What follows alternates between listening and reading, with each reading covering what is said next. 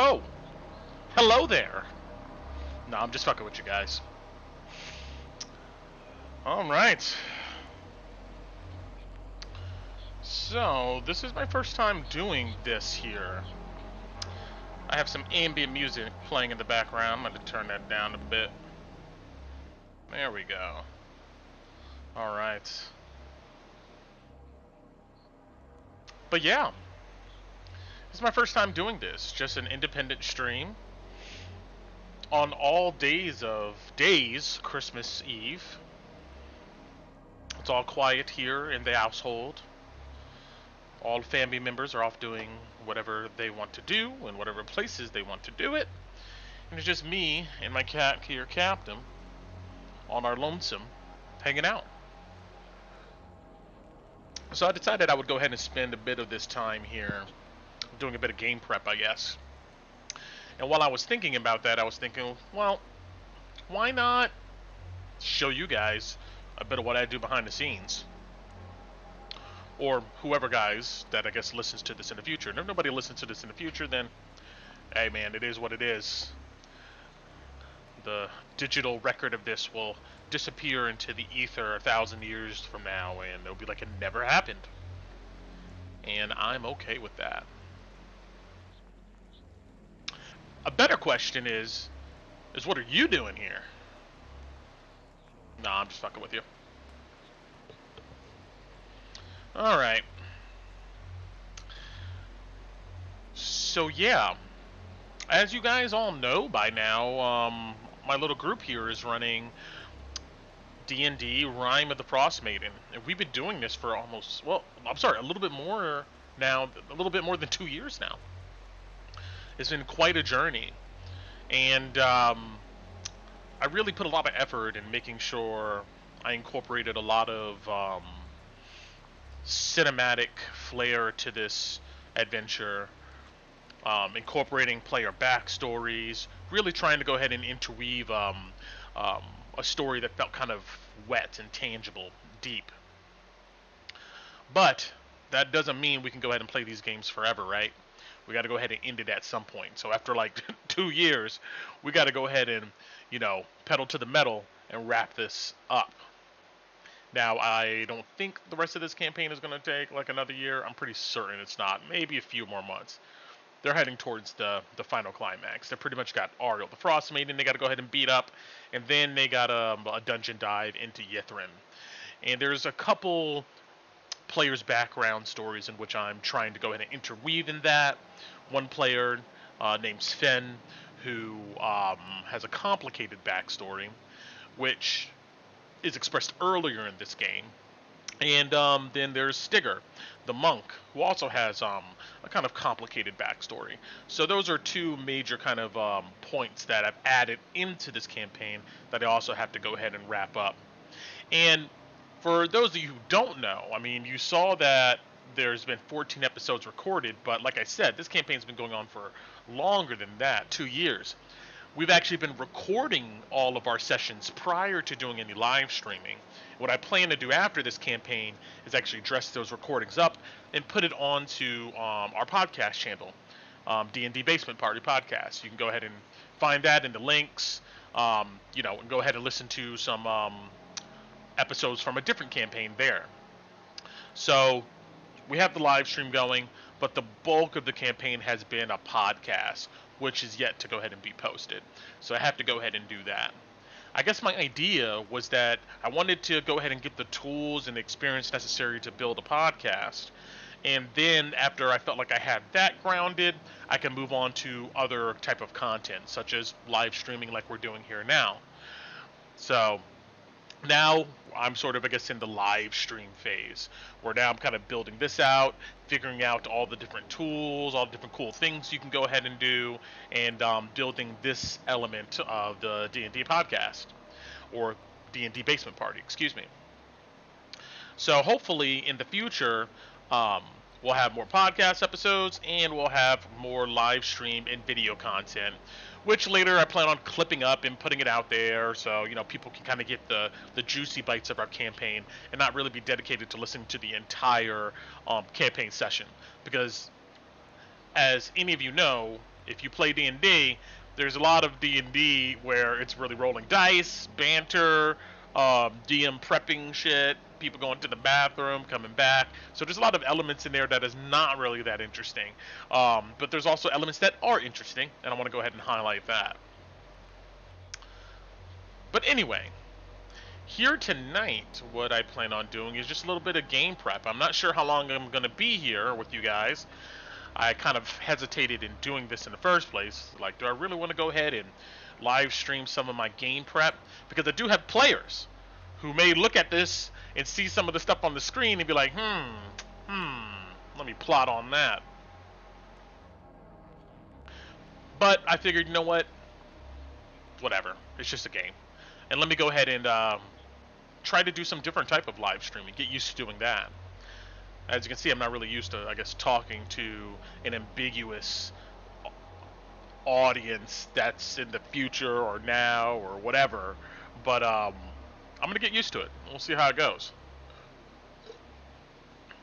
And anyway, happy holidays. I hope everybody is spending or had some good time with their family. And if you have family that's like Jerry Springer or something, I hope you were able to get in there, say your highs, all that stuff, and then bounce. So. But alright. With that being said, let's see here. What do we got to do?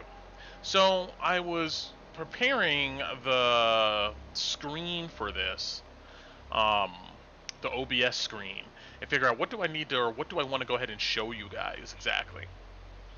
And there's one more thing I want to go ahead and add, and you're going to see it's going to probably pop up on the screen, but I got to do it. I want to do a window capture for PDFs, right? Okay. And I don't want to do my Discord channel. That's for certain. I don't want to do that.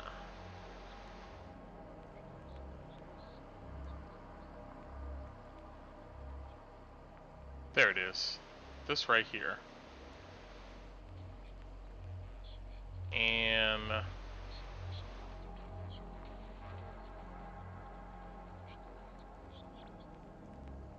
there we go. And we can put that.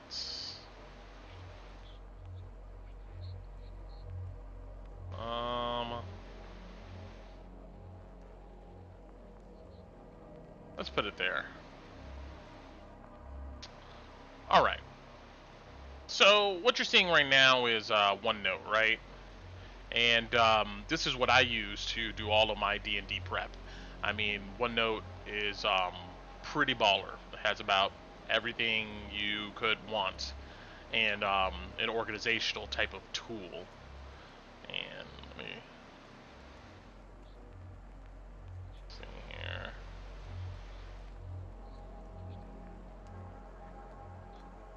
And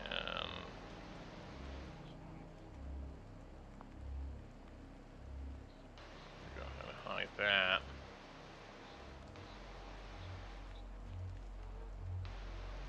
Hide that.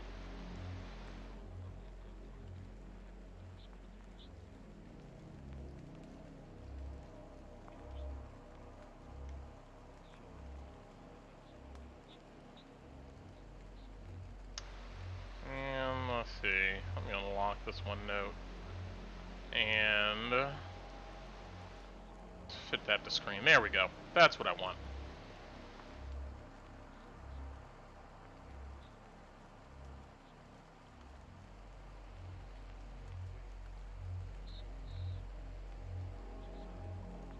So, yeah, I do all of my game prep in OneNote. At least all my notes and stuff. Of course, I have a bunch of folders with all types of content. If you DM, you know what I'm talking about. But I love OneNote. There's a whole bunch of different other applications that does things similar.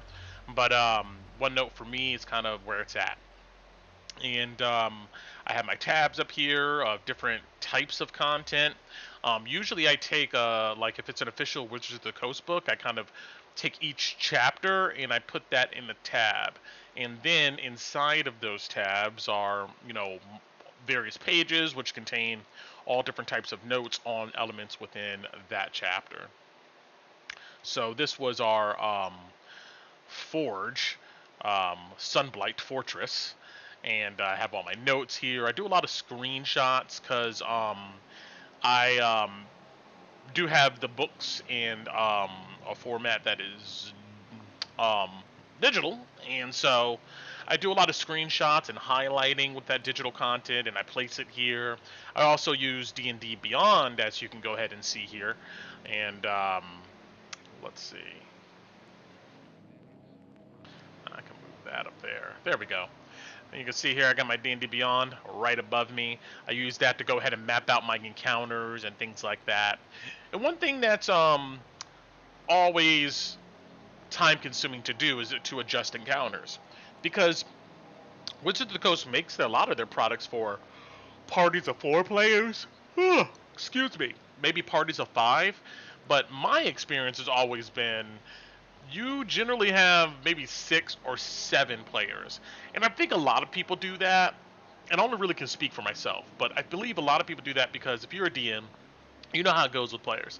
There's some players that, they have really busy lives and they love to play the game, but they also want to or need to do other things. So they're not as consistent with showing up.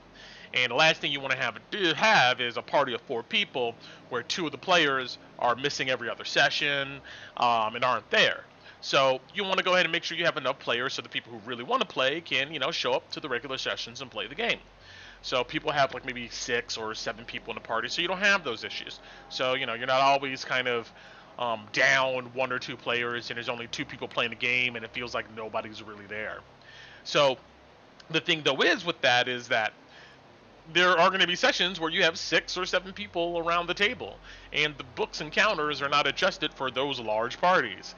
And if you ever try to run one of these adventure books with a large party like I did and didn't adjust the encounters, man, they just mop it. They just fly right through all of these encounters, all of these scenarios.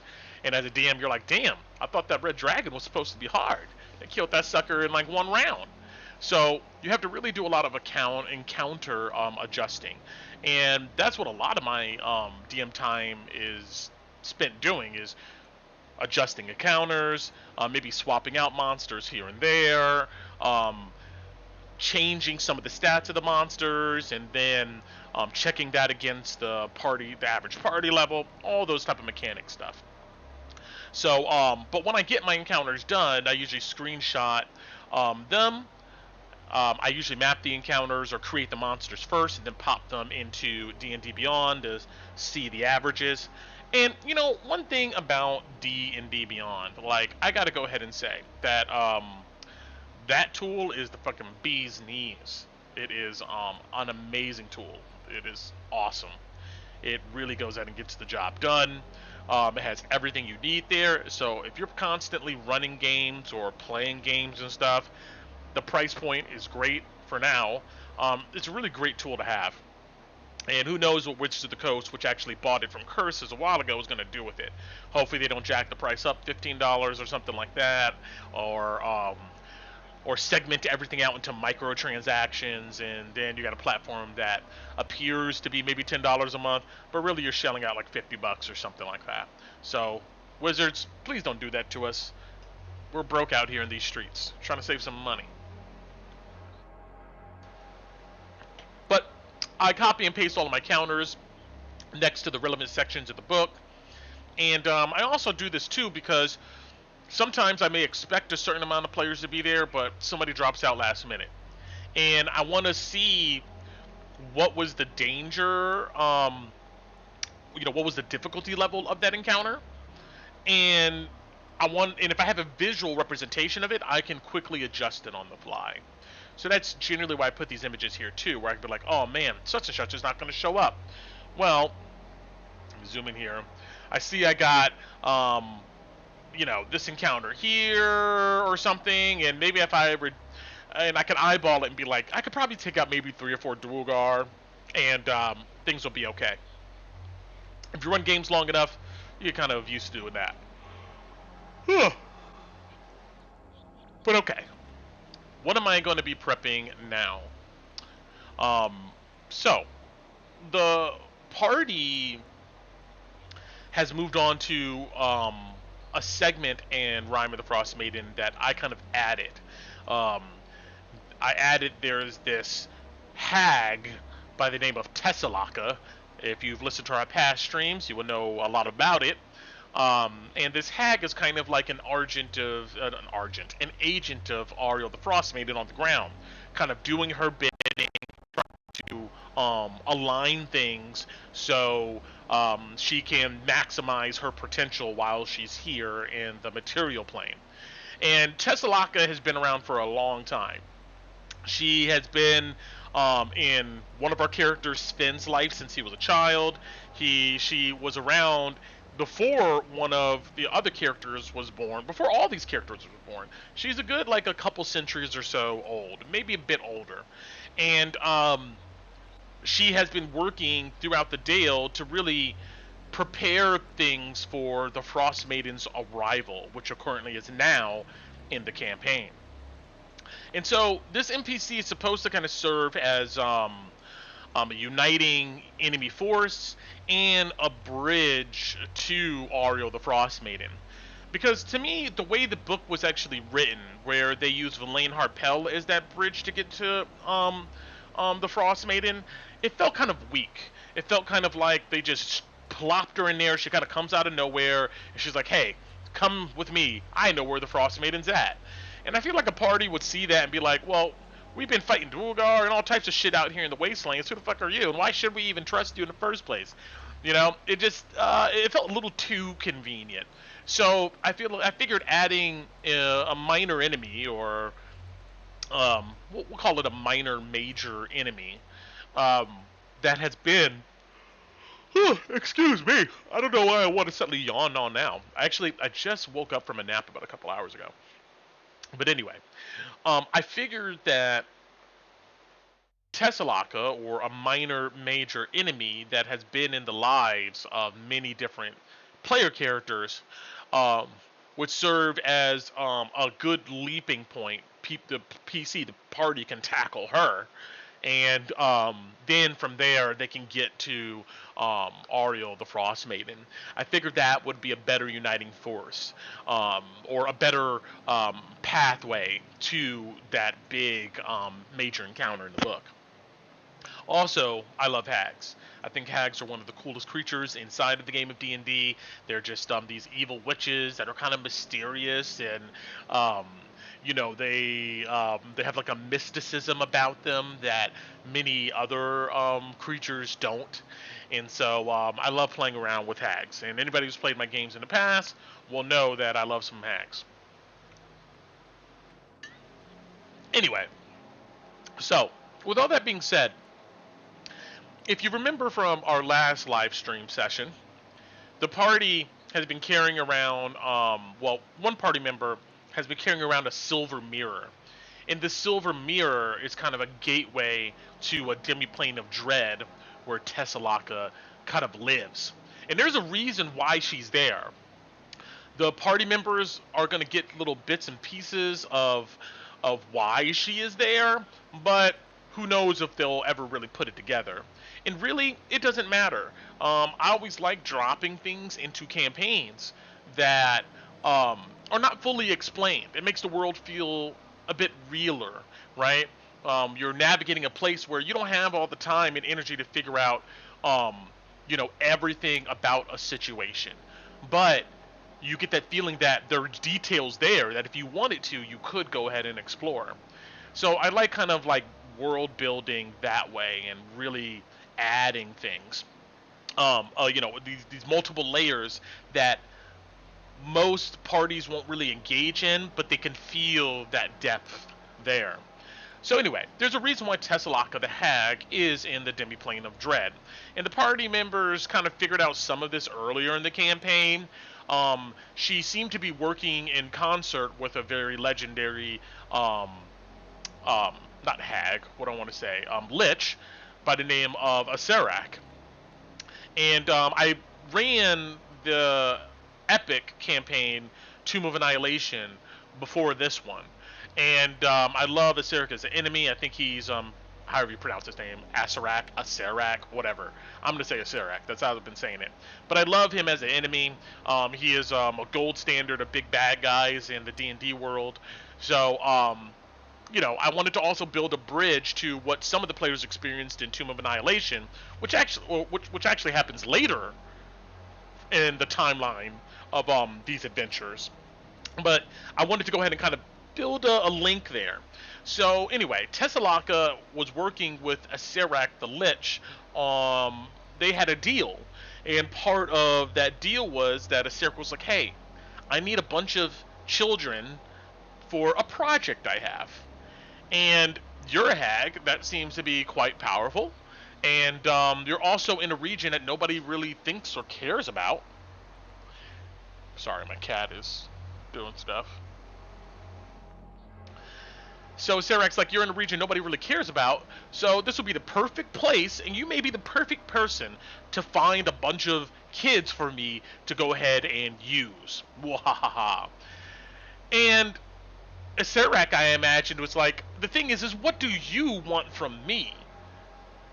What can I do for you for us to work together on this? And Tessalaka did need something. And the history that the players will never know, really, Tessalaka has been looking to become a paragon or a demigod under Ariel the Frostmaiden for a long time.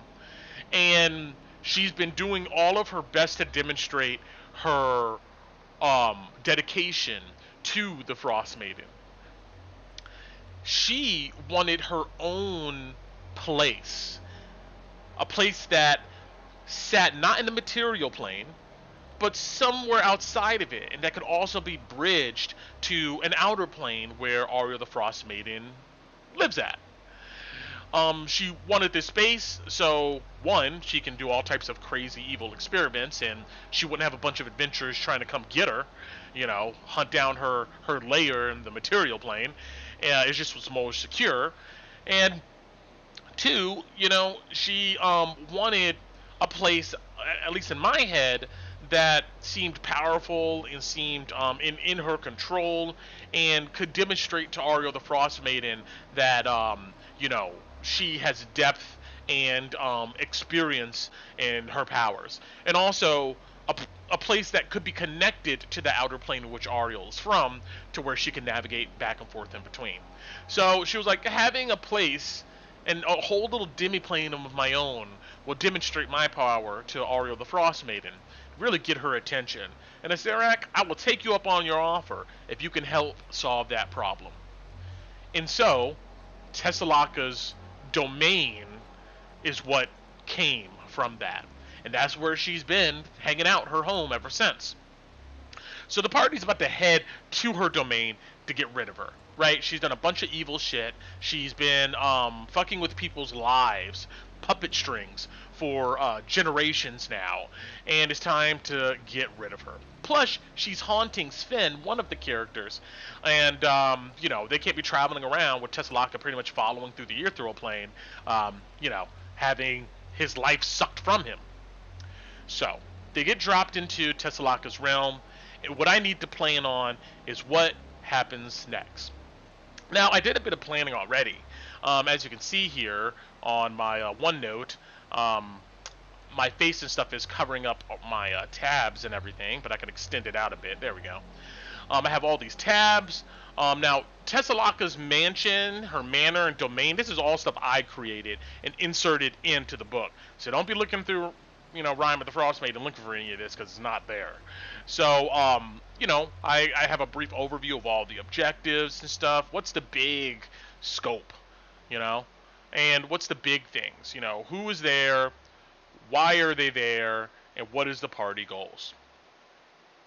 Then I have some maps that I spent time a long time ago, before they were even here, pretty much creating using a lot of assets in Roll20. And thank you, Gabriel Picard. He's a VTT asset creator that you can find on Roll20. Mwah! Some of the best assets I've seen out there. So if you like some of these maps that you can see here, go check him out. But anyway, then we have pretty much our roster of enemies, and then the rest of this is each floor kind of divided out with rooms that I have to populate.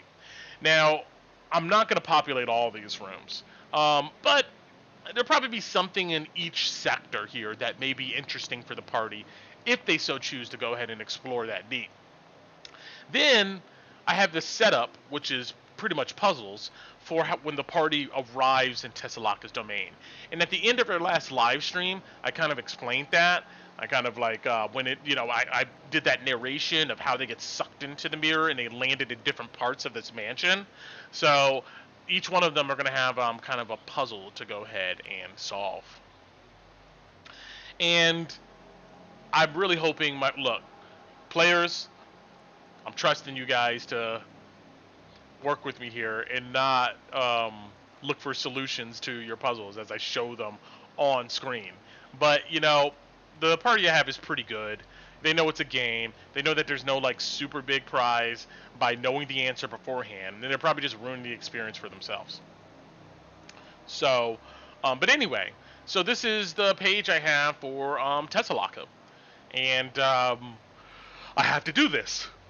So the hard thing for me here is that, like I said, we've been doing this campaign for about 2 years, right? And I don't want to spend too much time on this arc, but this arc is very important. I feel like it's important to certain characters' backstories. It's also important to just connecting all the bits and pieces that make up this story I'm creating. So I have to be careful here. This mansion is huge, but I have to present this encounter in a way that the goal is clear, and the goal looks like it could be achieved pretty quickly if the party plays their cards right. That's what I have to do in this encounter. I want them to be here, enjoy the atmosphere, and like explore a little bit, but I also want them to stay laser focused on what they gotta do. I don't want them to get lost in checking every single room in this mansion. I'm having long drawn out scenes with NPCs in this mansion. I want the focus really to be on them trying to get to Tessalaka, who's in this mansion. That's the goal. Get to her and eliminate her. And if there's going to be a thing that is preventing them from doing that they have to solve. So what I decided to go ahead and do is something that I really kind of partially stole from Resident Evil. So Nemesis, right? Big lumbering monster. And Nemesis is always present inside of whatever region that you're in. And you have to like avoid him. You have to move quickly. You have to realize like, look, Nemesis could show up at any fucking moment and wreck my shit. Well, that's kind of what the feel I want to have here inside of this encounter. Is I have a big monster that really is a shard of one of the character's soul, Stigger, that's been trapped in the shadow plane, and that's been pretty much tortured and built up in what's the word I'm looking for? Conditioned, farmed, maybe trained and conditioned by Tessalaka. So there's this shadow Sticker who's a huge brute with a mask on and chains and shit that's pretty much roaming around this mansion and who could show up at any moment and wreck shop. So that's going to be the pressing force for the characters to they got a little bit of time to explore. Maybe they'll find some useful things, but they got to focus on doing what they need to do to get to Tessalaka before this freaking juggernaut shows up and fucks them up. So that's what I'm trying to convey. That's what I need to convey through the game. That's the situation I need to convey in the game. And that's what I'm going to be working on here tonight. So where do I want to start, first of all? Oh boy, here comes another yawn.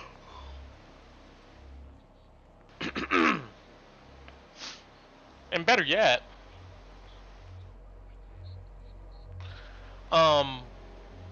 now, there may be a lot of me just sitting here typing stuff, which you'll see, and that's okay, if you're that bored and you just enjoy me writing out my narration, have at it. But I'll go ahead and try to be mindful that, hey, this is a live stream and I should be doing some shit, or should be interacting with people at the very least. Let's see. I'm still thinking, do I want to share my screen on Discord? I'm not sure.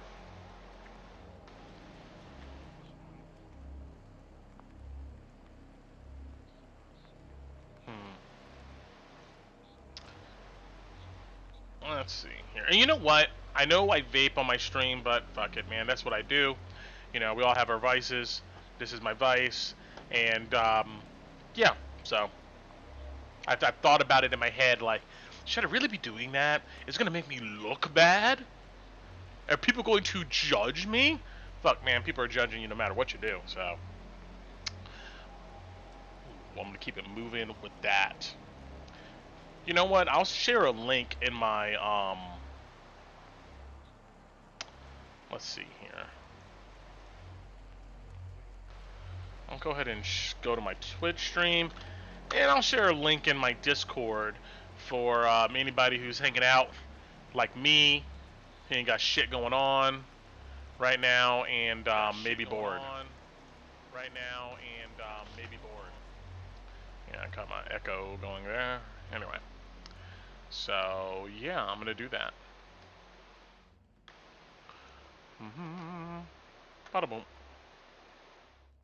There we go. And, you know what? I'll even, go to Facebook, too. Why not? Why not? Why not?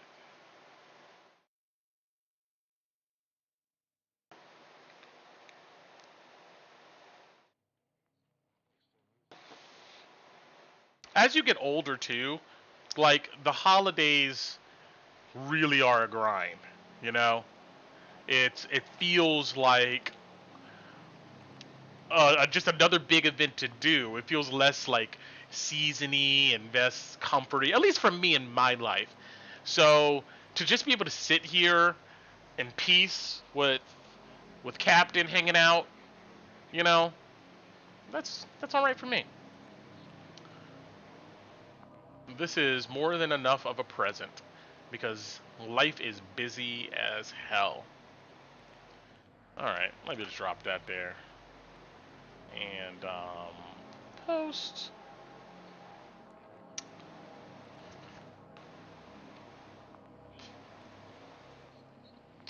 I wonder. Let's see here. I can share this. There we go.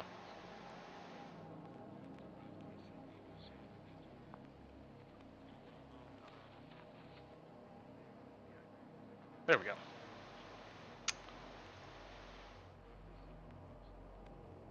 All right.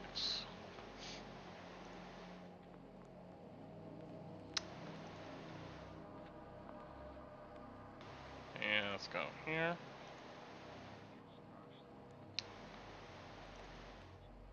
I'll pin that. All right.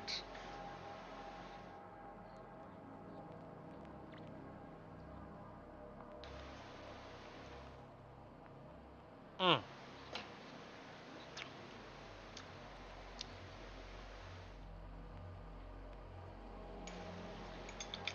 Okay, so Brent, what do we got to do here? I already did a recap. I wrote a recap because I know after we come back from the break, people are gonna be like, I have no fucking idea what we did last. So I did a recap, and I had to fix some stuff in OBS. I got that done. So I'm kind of in a stage now where I'm really ready to continue prepping. But I gotta figure out what angle do I want to prep. Do I want to go through each one of the different floors and populate the rooms? Do I want to do the encounters that's going to be in this place? Or do I want to go through and do the intro puzzles? I think I'm going to do the puzzles. I think that would be interesting for you guys to see. And also, I want to showcase this book that I got. Excuse me. Yes. This book I got from Kickstarter. And this book is awesome. I'm glad I waited for it. I'm glad I paid for it. And they had a little bit of delays, but what's new on Kickstarter? But this book is really good for puzzles. Now, if you're a DM, you've been DMing for a while and stuff, you want to add a puzzle into your game, it's really hard to find good resources for puzzles. You find typical puzzles out there that everybody's done, and you don't want to add those to your game because you know the players are going to know what the deal is. But this book has some pretty unique puzzles, and they're also presented in a way that has all the mechanics necessary for you to really integrate those puzzles into your game in an easy way. So let me show you guys this book. If that come up, and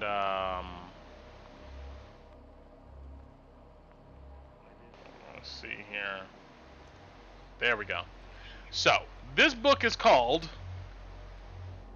Yarg's Guide to Puzzles and Traps. I just got my physical copy today in the mail, or at least it was sitting in my mailbox. This book right here, excellent resource. I recommend everybody to go to Kickstarter, look up the name of this, and get a copy. Really good. So I've chosen some puzzles from this book because our campaign, we haven't done a lot of puzzles. And you gotta have puzzles in a D&D game. Come on, bro. You're gonna have a D&D game with no puzzles? You're fucking up.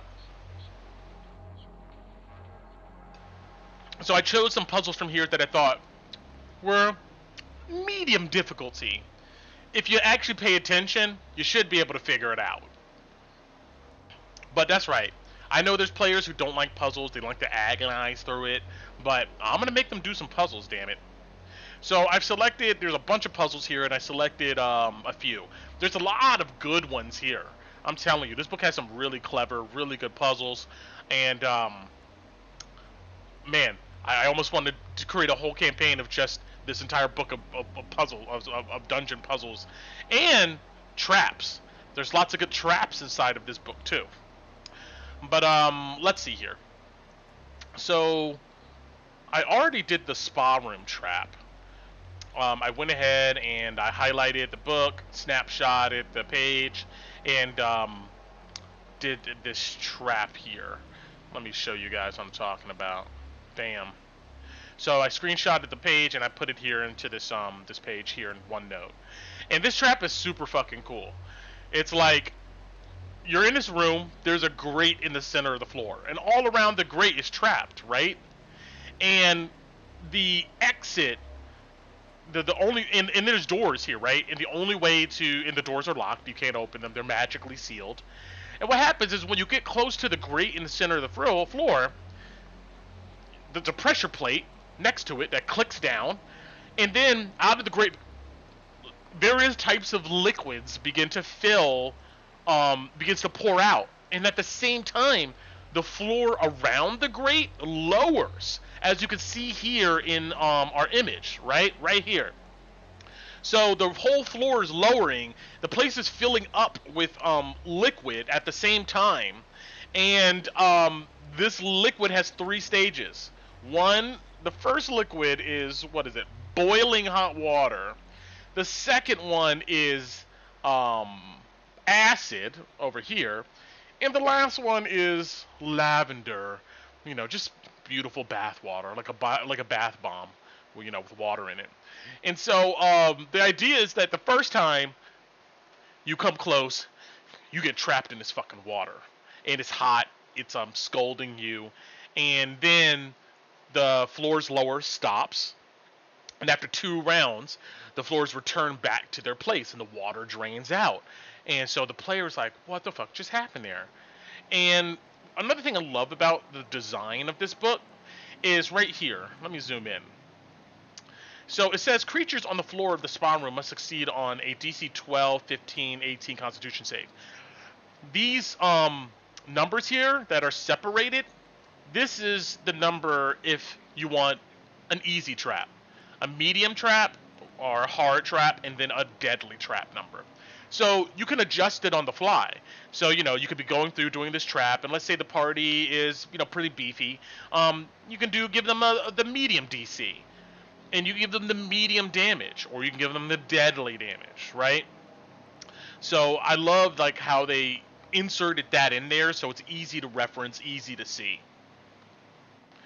But anyway, so the floor on the first effect rises back up, and then at that point, the PC realizes that they're in a fucked situation. The doors are locked, the floor lowers, scalding hot water comes in, burns the shit out of them, then the floor returns back to its position. What do you do next? What do you do next? I mean, you already know that there's a pressure plate, right? Do you step on the pressure plate and try again? How do you exit out of the room? And the key to this puzzle is that you have to survive the second round. And then, if you survive the second round, the third round is pretty much your exit. The lavender water does no damage. It just feels good. And the floor lowers 20 feet down, and at the bottom, it reveals a hidden compartment, and inside of that compartment is the tool you need to open the door and get the... Oh, I'm sorry. The hatch behind the hatch is a tunnel that leads to another section of the area outside of the bathroom. So the tunnel is the way out of this place. So you have to really just trust the process of the puzzle in the trap room if you're going to get out, or you just freak out and never leave. So one of the players is going to experience that. The next one here is the endless stairs, and this is not a damage dealing trap per se. This is more of like you'll just be trapped in this one place forever unless you if you figure out the puzzle. So the idea is you're in a spiral staircase, right? The PC goes down the spiral staircase and then it returns back to exactly where they were. So the PC now has to figure out, well, why is this happening? What do I got to do to get out of this endless staircase? And then they see on the stairs is certain letters. And then as they, the letters is pretty much a decode thing that they need in order to get out of this area. Vengeance of Water is a math problem. This one here I think is going to be the most agonizing for the PC who's involved in it, because they got to actually like deal with weights and shit and figure out how to get a certain amount of water inside of another barrel, only using these two barrels. And if they fail, they get kind of like shocked. So that's another one. I like this one too, the spinning urn trap here. You kind of have to reach into it and grab something, but you get damaged if you do. Then there's the teacup one, which I love this. Each teacup has something in Pig Latin. I'm sorry, each teacup has a tea bag next to it. And then in Pig Latin is a message telling you kind of what the cup is about. And it's your job to drink them and figure out what to do. Then, the more complicated puzzle, Tick-Tock Clock. It's a grandfather clock with a bunch of like animal heads where numbers are supposed to be that are different colored, and you need to figure out what to do with the hands of the clock. And if you get it wrong, a cuckoo comes out and shoots pretty much a dragon breath at you. I thought that was fun. And then we have the 5 doors. Door on the ceiling, 4 doors on either wall. You're kind of stuck in this room, and you have to figure out how to escape out of it. And there is a trap, as we can see in there. Then lastly, I love this one, the nesting doll. It's one of those dolls that have a bunch of dolls inside them. You lift off one, and there's a small doll inside, and such and such and such and such. You go ahead and keep it going. Love it. Let's see here. And so, like, each one they lift off, like, the first nesting doll has a riddle. Then they take off the head, the smaller one has another riddle, and another riddle. And the doll looks more sinister as it gets smaller and smaller and smaller. And then there's a key to go ahead and access the room. So these are the initial puzzles we're dealing with here. And after they solve the puzzles, they're going to have an exit out of this place, and that exit is going to lead them to all linking up together.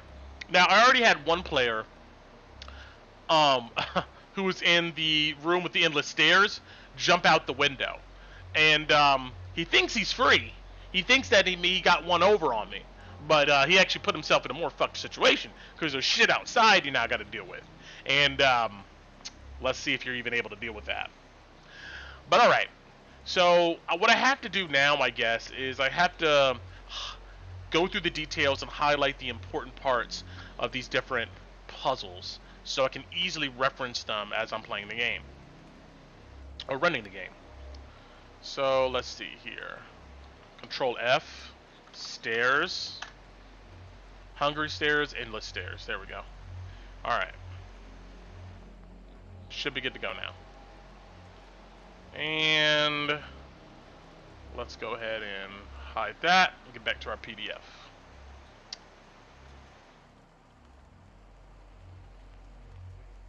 Alright.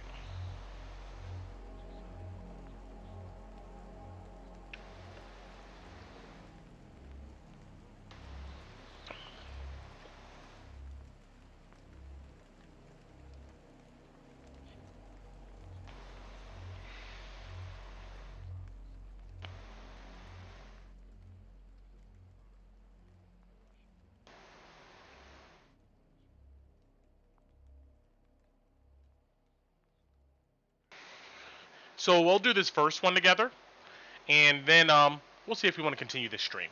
All right. A door is open or a corner turned. Wait. A door is opened or a corner's turned, and a landing is discovered. Just on the other side of the landing is an opening to a spiral stairwell made of stone. We can highlight this in blue. I usually use a blue color to indicate descriptive stuff I want to read in a certain way. The staircase descends for a few steps before curving completely out of sight. Built into the staircase is a combination of I can't pronounce this. Chronogry and onomancy magics that merge to create an effective spatial loop. Okay, so this here is for DM knowledge, and I usually highlight that pink. Let's see. And then I can zoom in a bit more, and there we go. Let's see here. Turn that. There we go. Alright, for example, if a creature were standing on the stair while in the loop and rolled a ball down the stairs, it would reappear behind them, still rolling downwards. On the far side of each stair is a single small letter heavily carved into the stonework. The letters appear in the following order before repeating. That's what we want to read there. So here are our letters, and I'm going to highlight this green to indicate this is good, important for the characters. With a successful DC 13 perception check, characters will notice a faint message written in common but in Aquane script scratched along the inner wall of the stairwell. Okay. So I usually highlight role or activities that the characters need to do in this peach color. And then I'll go ahead and highlight this green. And this is what I read here. Staring down at forever is a wise man's curse, but the fool's delight. Walk careful and the finish line is always in our sight. So here, activation trigger. Any creature that walks down the stairs is caught in a continuous loop that endlessly repeats the same 16 stairs in order. Got it. I usually use red as this is a negative, this is bad for the PCs.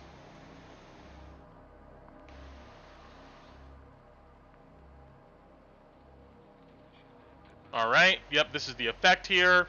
While in the stairwell loop, a creature can walk, run, jump, and fall down these stairs indefinitely. Imagine just falling forever until you die. If a creature is attempting to jump down 3 or more stairs, they must succeed on a DC 10 acrobatics or land to land without issue. Got it. Let's go ahead and is this really a hazard? It is, but it's also an action. I'm gonna do that there. Failure results and potentially down. Okay, failure results in any creature falling down a potentially endless staircase, taking 1d6 bludgeoning damage before being able to roll. A needed DC 13 dexterity saving throw to successfully stop their fall. If the creature is unsuccessful on the saving throw, it takes an additional d6 damage, doubling with each additional failed saving throw after, unless stopped by another creature with a DC 13 athletics. Alright, that is funny. You just fall forever unless you make that save. Imagine getting like a bunch of low numbers in a row and you take like 10d6 points of damage just tumbling forever down these stairs. That is wild.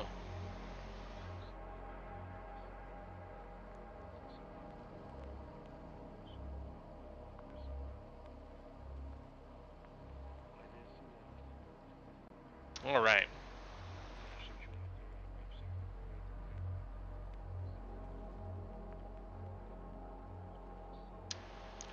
Countermeasure, disarm. This is how you solve the puzzle. The intended solution is for a creature to jump from stair to stair, purposely landing on the stairs with the letters which spell out the word forever. Perfect. I love this so much. Oh, oh man.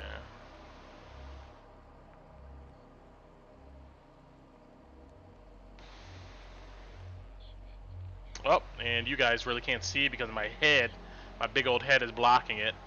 There we go. If they're heading up the stairs, they have to spell the word backwards. See, I love it. Perfect. This is so good. Doing so will allow them to access the landings above or below. If another character is on the staircase with them, they can mess up the order by stepping on the wrong stairs. And let's put that as green. This is all stuff that they need to do. That's good. Okay, and this is a potential hazard. So mark that red. The word cure and turtle and others can also be created while jumping down the stairs. If they have an issue finding the solution, having them progress with any word or clever solution is probably preferable than them trapped in a stairwell for the rest of their natural lives. So this is good DM stuff here. Just in case they really can't figure this shit out. Like, okay, spell something, guys. Spell anything. You know? Alright. Anyway. So that's good. And I wish I would stop highlighting pages and zoom out. And then I'm going to take a screenshot of this entire page here. There we go. You guys don't see it, but I'm using Snagit. And uh-oh. There we go. Alright, then let's go back to our OneNote. And I'm going to delete this and replace it with my highlighted one. So here I have this. So what I was thinking, guys, is the one PC who jumped out the window, I want him to do this trap. Alright? Like, you're just not going to get away by jumping out the window. But that's the agonizing thing about a DM. Being a DM is that if a player comes up with a clever solution to exit a scenario, to reroute them back to the same thing can feel like, oh man, see, you're not allowing me to, you're taking away my agency, you know? So you have to be careful with that as a DM. You may have something planned, but you also have to plan for contingencies. You have to plan for if the players bypass it with something clever, you can let them continue on in the adventure or in the module or the encounter without forcing them to do what you want them to do. Because if you do that enough times, your players are going to be like, okay, this is a railroad campaign. I can't do anything but try to figure out what's in the DM's mind and come up with that solution, and that's it.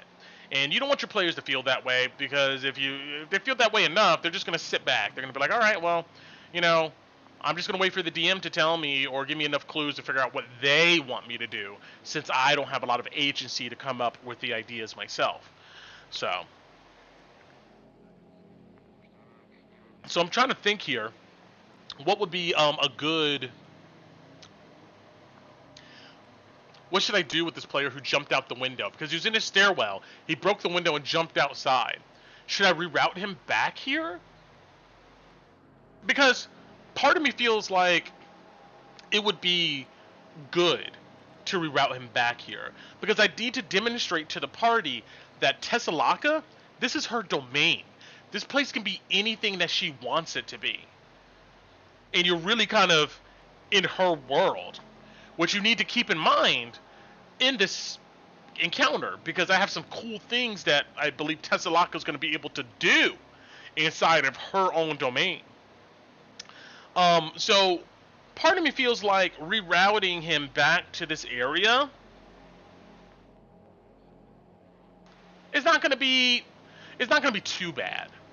But I do want him to at least be able to explore other areas, while they're there, you know. So I think what I'll do is, since he went outside I already have set up that it's bitter cold, super cold. You don't want to be outside for too long in Tessalaka's domain. She is, after all, a bird hag, a winter hag, that is petitioning to be, second in command to Arya the Frost Maiden. So everything is cold as fuck.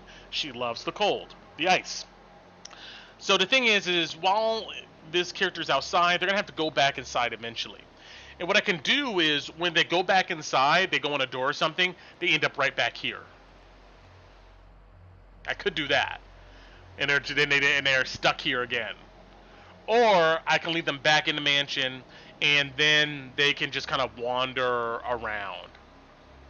I feel like I'm not going to make them do this. I feel like if they escaped it, maybe Tessalaka will be like, okay, that's fine. But I do feel like, since that player escaped, they're going to have more danger than if they would have just stayed there and tried to figure out the puzzle. So their life is going to be in more danger, probably. That's going to be the caveat.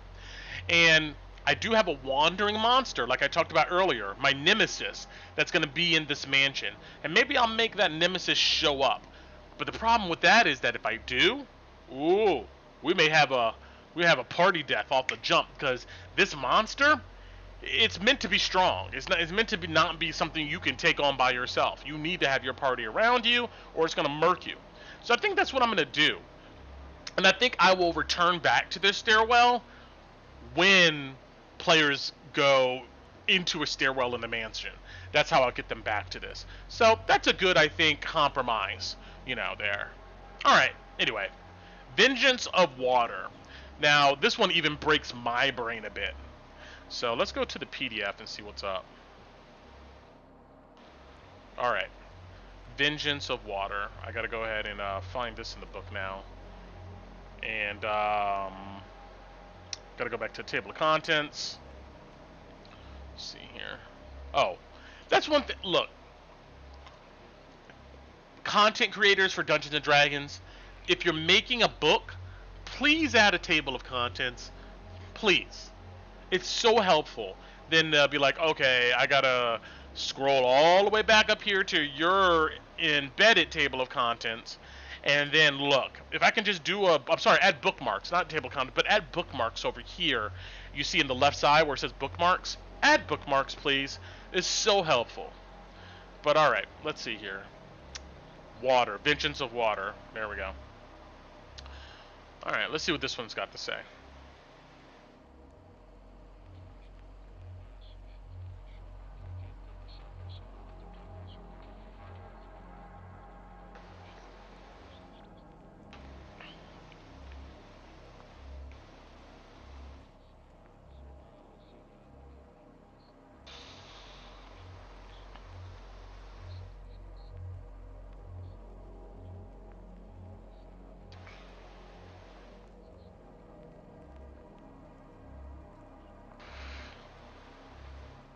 Alright, so let me adjust this so you guys can kind of read what I'm reading.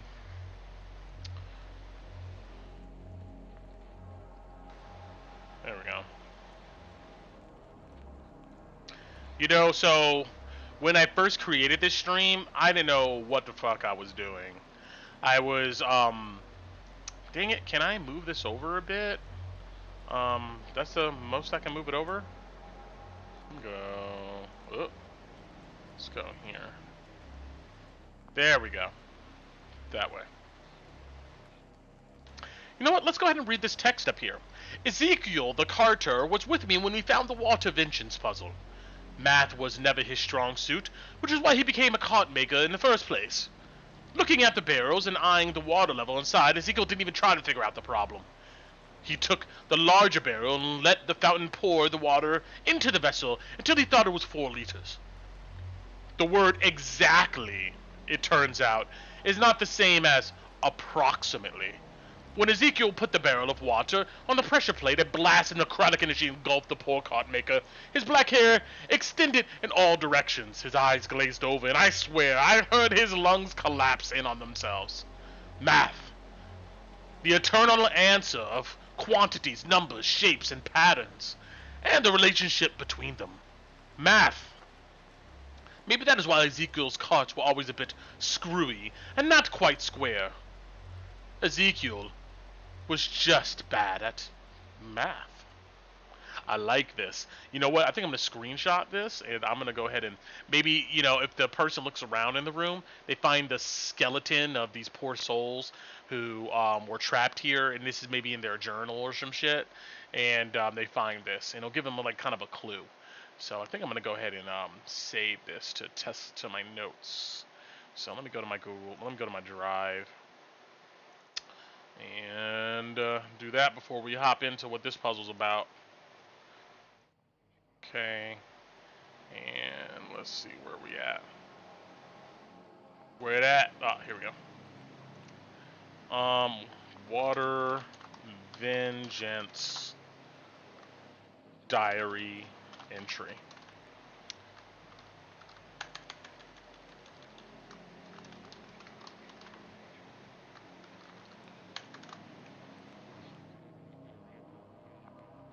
There we go.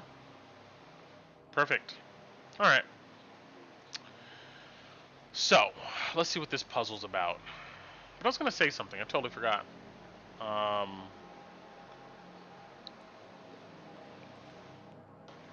Anyway. In any room with a magically locked door, on the floor beside the door is an obvious pressure plate with 2 empty barrels beside the pressure plate. Let's go ahead and highlight this if you want to read this. The pressure plate is colored in a manner that makes its existence obvious. Okay, I think that's a DM note. A small water fountain is in the room with an abundance of fresh water. Yeah.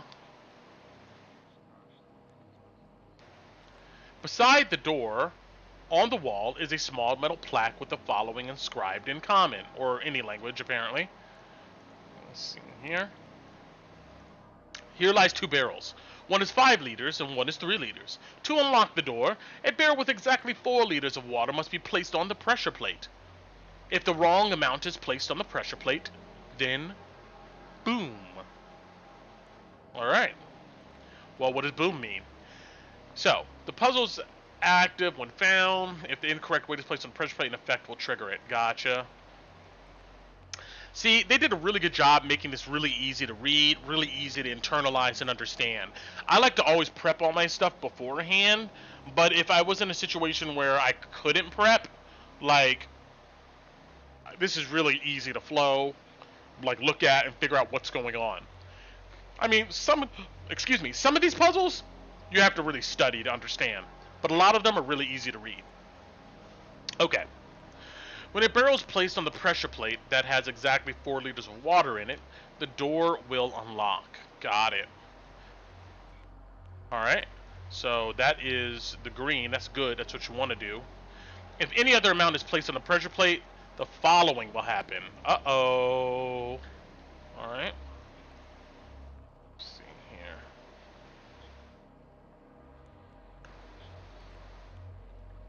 A blast of lightning will arc from the small fountain and hit all creatures in the room. Ooh. All creatures must succeed on save. The creatures will take a certain amount of damage on a failed save or half as much on a successful one. I think I'm going to weight each one of these traps as the medium difficulty because I don't want to make them deadly and drain their resources so low that they can't fight, you know, the big bad guy. But I also don't want them to be so easy that it's kind of just like whatever. I want them to feel some danger with this. So I'm going with the middle range. DC 14, damage 2d10, which is still pretty solid damage. And actually, let's highlight that text. I would say that, so Ariel the Frost Maiden and Tessalaka are beings that enjoy cold. I would say that instead of lightning coming out, I would say that maybe it's a cold effect instead. So less than 4 liters, this is what happens. Alright? More than 4 liters, a blast of necrotic energy will arc from the small fountain and hit all creatures in the room. All creatures must succeed on the save or take this damage. Gotcha. So this is important to note, that this one here is less than 4 meters, which I'll go ahead and put in pink. And this one is more than 4 meters. So they got to get their math right. There. Exactly 4 liters. The pressure plates will make a loud click sound and the door will magically unlock. Now in Tessalaka's mansion, she has mirrors everywhere. And I took this idea from another great source, a game called Visage. Truly terrifying game. If you haven't watched a Let's Play or played it, I highly recommend doing it. Especially if you want to be scared or disturbed out of your freaking mind. Go check it out. In that game, there's this one segment where there's these mirrors you can go through, and it distorts the environment, and you jump from place to place. It's pretty cool. So I'm taking that element and pulling kind of some of that into this game here. So this is green. This is good. This is what they want.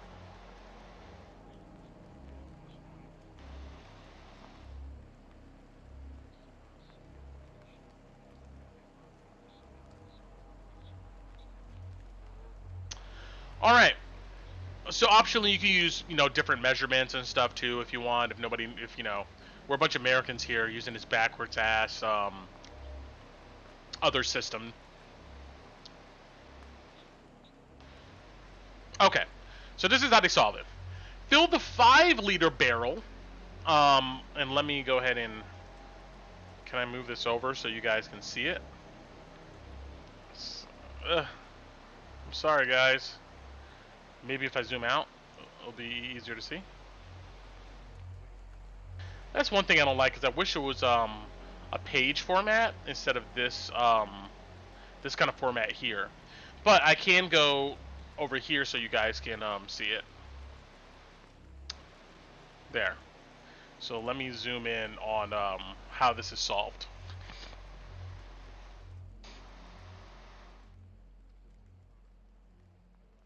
Alright. So we read all this here on the side, even though the chat is kind of blocking it. What we're looking at is where it says countermeasures and disarm. Fill the 5-liter barrel with water from the fountain. Y'all got that?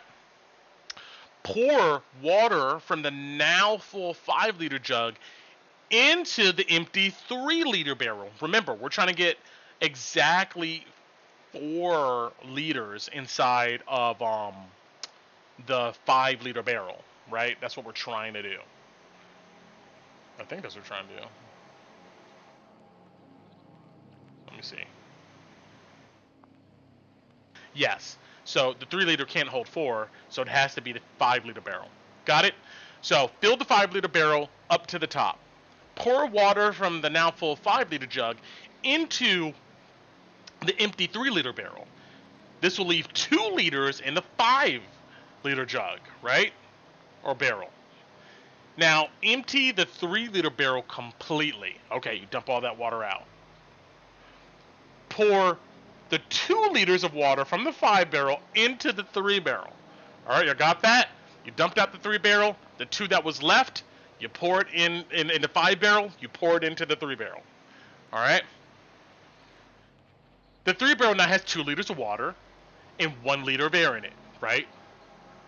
Got it. Now, fill the 5-liter barrel again. Empty 1 liter from the 5-liter barrel into the 3-liter barrel, filling it with water. You got it? What's 5 minus 1? 4. Now the 5 liter has exactly 4 liters of water. Place 5 liter barrel on the pressure plate. You think they can figure that shit out? I have a feeling.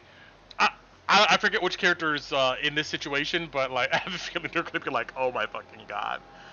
Maybe, well, maybe it's one of our math heads, and they're pretty good at it.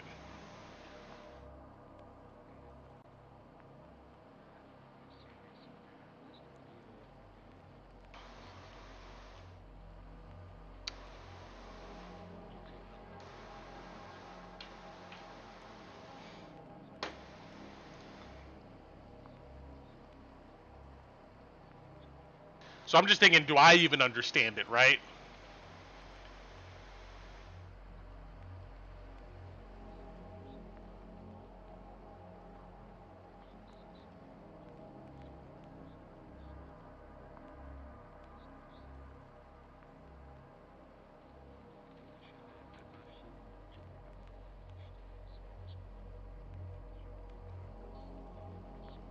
Got it. I understand. With a successful intelligence check, they may receive a hint. They successfully reach the 5th step above and have a 3 liter barrel with 2. Okay. So if they get the hint right, they do the first 5 steps automatically. I think that's fair. So with that being said, let me go ahead and highlight this in our PDF. Turn that green.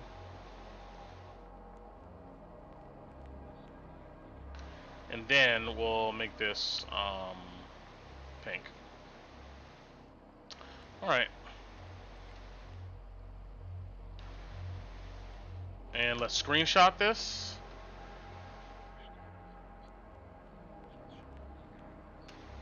Copy it. And let's go back here and delete our screenshot. And let's put our highlighted one in. So there we go. And then I'm going to put a note here. Modification. And I'm going to say the lightning damage is cold damage instead. And excuse my god-awful spelling. Let's put that down here. Alright. There we go. So how long are we into our stream here? How long has it been? Damn, an hour and 16 minutes? Okay.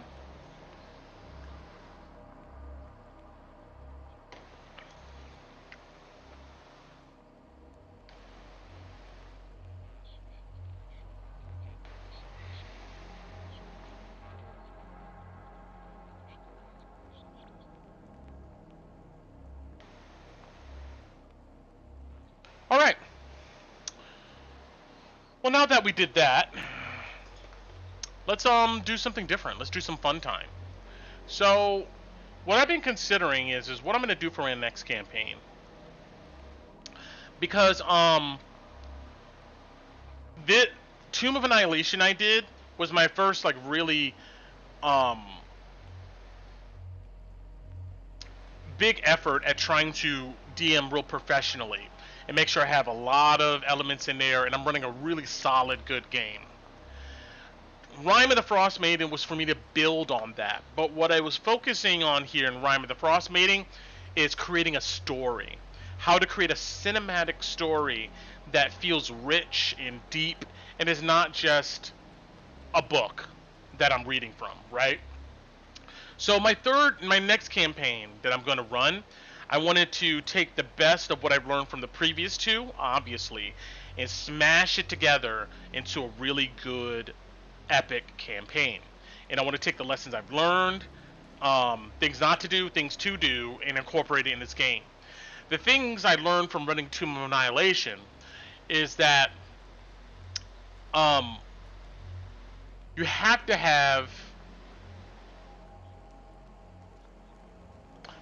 diverse, interesting encounters that blend with the story that you're telling.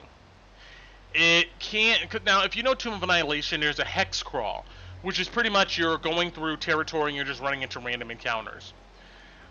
That's fun up till a point, right? Eventually, it just becomes another encounter and another encounter. So I learned from that campaign that you want to have rich encounters. The encounters don't have to all be super big brain, genius, and unique. They just have to be encounters that fit with the party, like their backgrounds and the story you're trying to tell. That's where you find your really good encounters. If you're ever doing random encounters, sure, come up with a random encounter, but try to find a way for it to mean something to the players and to mean something for the story. And when I say mean something for the story, I don't mean that it has to, give you a clue or a tip to the big bad guy or the big finale or anything like that. But it just has to relate. It has to serve, make it serve some type of component in building on the story. Um, an example may be if your bad guy is Ancient Red Dragon,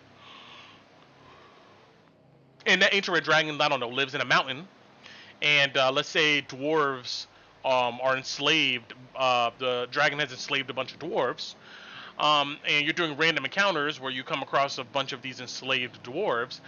Maybe in that encounter, um, there is an exploration segment where they come across some history of how the dragon got to the mountain. Or maybe one of the bad guys knows something about the red dragon that's unique. Or maybe you insert something about the backstory of the players in that moment. That's what I would say. Make your encounters somehow link to your characters and or the larger story you're trying to tell.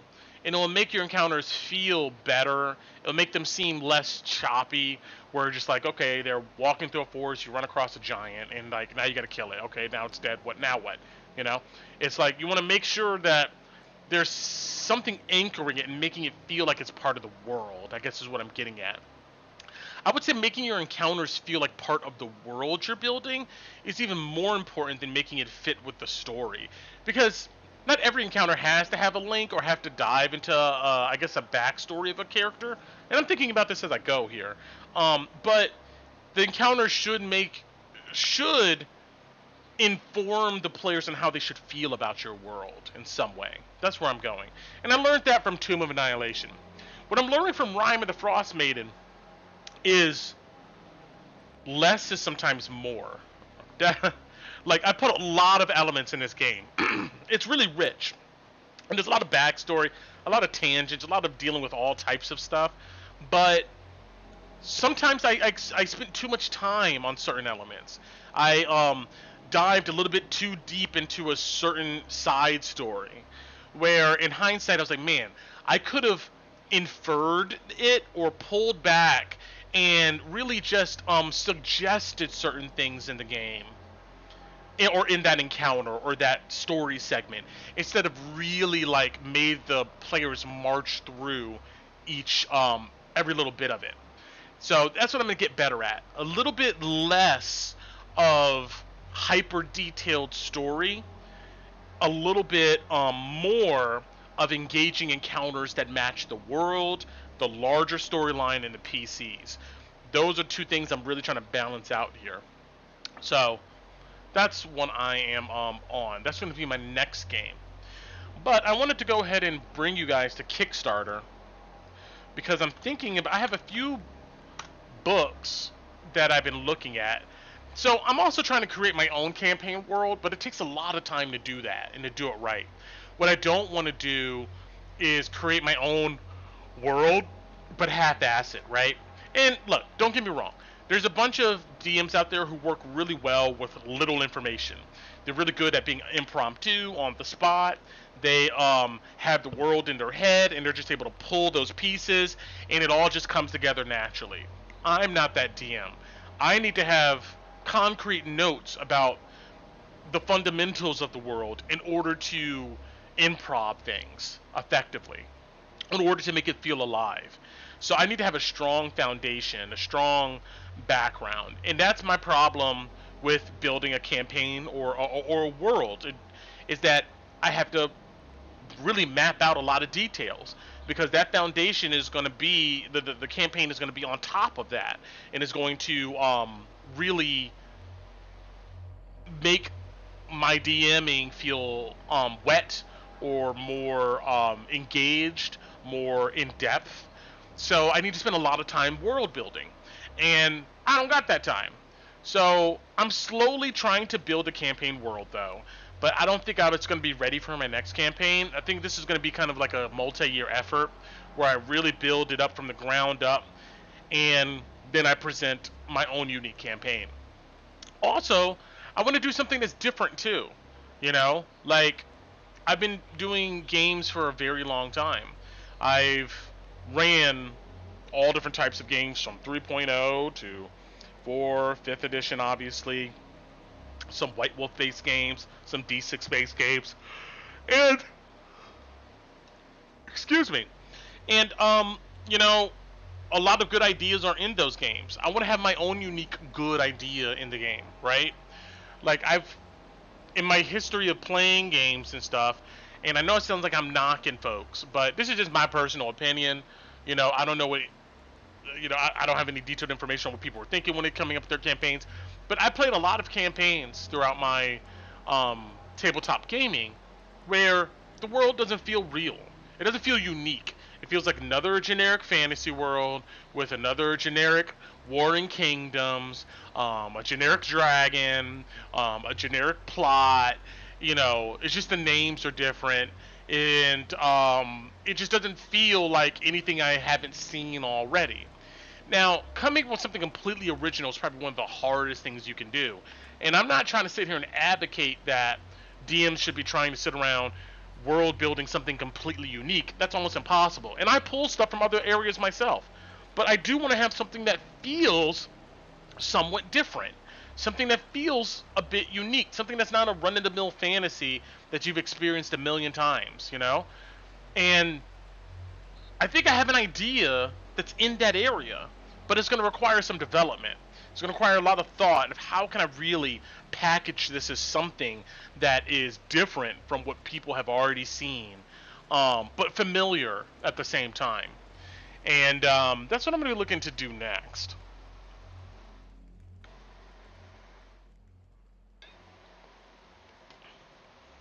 All right. But back to what I wanted to show you of what I'm thinking about running. All that is what I'm doing way in the future. My next campaign, I'm going to build it off of a book or an adventure book that's already been created, just because it's less time consuming. And I find that also running other campaigns gives me ideas for my own campaign too. And I can also build off of it and create my own stuff that's unique. But I want to go ahead and show you guys stuff of what I'm considering of running next. And it looks pretty cool. And maybe you guys, and maybe you guys will see it and decide to invest in it and run it yourself. So, let's see here. Turn that off. Turn that on. There we go. All right. Sunken Isles. I've always enjoyed, like, just from an aesthetic point, tropics, oceans, you know, a world that is expansive and in a subtropic type of region, I guess is what I'm getting at. I feel good about this campaign so far. There we go. Okay. And I think Sunken Isles, this really, really calls to me. The whole aesthetic, the style of it is looks really interesting. Let's see here. I'm trying to get down to something. Actually, let me go to the campaign. Yeah. Look at that, $500,000. And they had a goal of 20K. This is gonna be good. But yes, so this adventure takes place on, I guess, like a fantasy world that is almost maybe like Earthsea, If you guys have read that fantasy series, something that's very Polynesian, island, subtropic based, and it looks super cool. I feel like there's so many ideas that can be done with this series, this book, or this adventure, and it takes a party from levels 1 to 20, and each different island in this world is kind of like a level, right? So I love that concept too. It makes it easy to kind of progress. And as you see, I invested $135 in this shit, so I can't wait for them to finish up and send me this book. But I have my own ideas I want to add into this too. I've always enjoyed exploring history, and one area in history that I find fascinating is the 17th century, when European colonizers were going around and just exploring new worlds. Now not gonna dive into the political ramifications and the societal ramifications of that. Everybody's watching this already knows. We already know what that led to in the future. But there's one angle of it that is still quite interesting to me, is that these people who were living in that time period, they, especially just individuals, they didn't have conceptions of like, oh, what would be the impact of what we're doing here in the 21st century? How would are we gonna spread diseases and wipe out an entire race of people? I don't know. No, they didn't have that conception. But these people still lived and they still were exploring. And I imagine at that time, traveling to the new world, quote unquote, almost felt like astronauts going to a planet and finding a whole new species or aliens. It must have felt incredible, assuming you would make such a tough journey. But that whole experience, that age of discovery that quote unquote Europe was kind of going through, it's always been really interesting to me. And the idea of landing in this continent, you're not sure where the hell you are. There's these people who live completely different lifestyles. Everything is different. The vegetation, the animals, everything is different. It's literally a whole new world. That has always interested me, and I find like this touches on that button, this campaign. And I want to do some exploration with that concept too. The idea of an age of exploration. I may ground it in Forgotten Realms though. I'm not sure. But anyway, look at this content, guys. This shit is awesome. Look at that. I wish these companies did more painted minis, but I understand why not. It just costs way too much money. But look at this creature.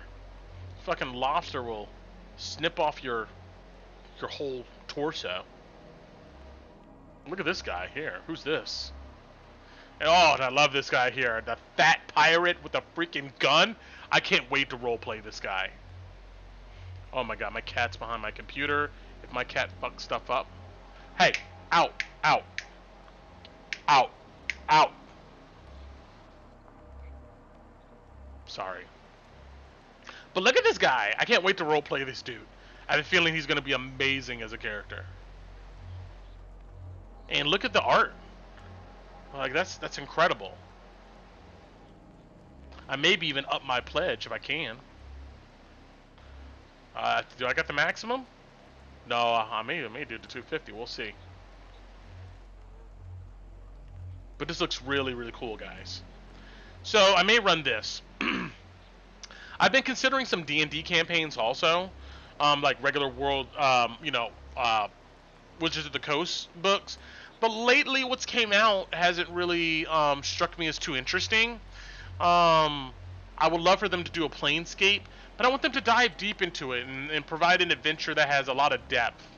I don't want them to do some campaign or world book with small micro adventures in it that is, mostly filler. I'm hoping that Wizards of the Coast will continue to come out with really quality adventures. I would say 5th edition has some of the best quality adventures in all the editions, but I have noticed as of late, it seems like the focus has shifted away from creating quality adventures and more focused on just generating product, you know, that and product that is socially conscious, which is okay, but like let's have something also worth buying too, you know.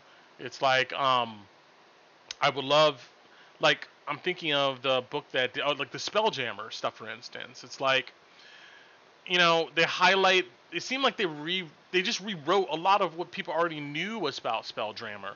And sure, maybe it was an introduction for to people who didn't know.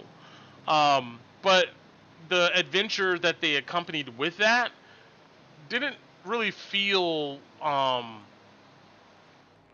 deep to me, or like somebody put their heart and soul in creating that. Tomb of Annihilation, even Rime of the Frost Maiden, I would say all the adventures prior to Rime of the Frost Maiden, well, except a few, but a lot of them feel like people sat down and they really, really agonized over the details and tried to make something adventure that was cool and wet. These micro adventures and stuff we're getting now don't feel that way. They feel just kind of like, here you go. You know, here's something basic. You fill in the blanks. And I guess that's okay, but I really wish or hope that these game designers focuses on bringing us really good content to run, and not just a bunch of books with random history or extra mechanics or, you know, like that type of stuff. That's what I'm about.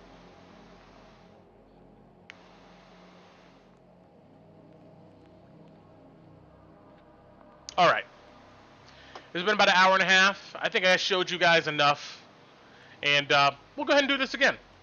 All right, toodles.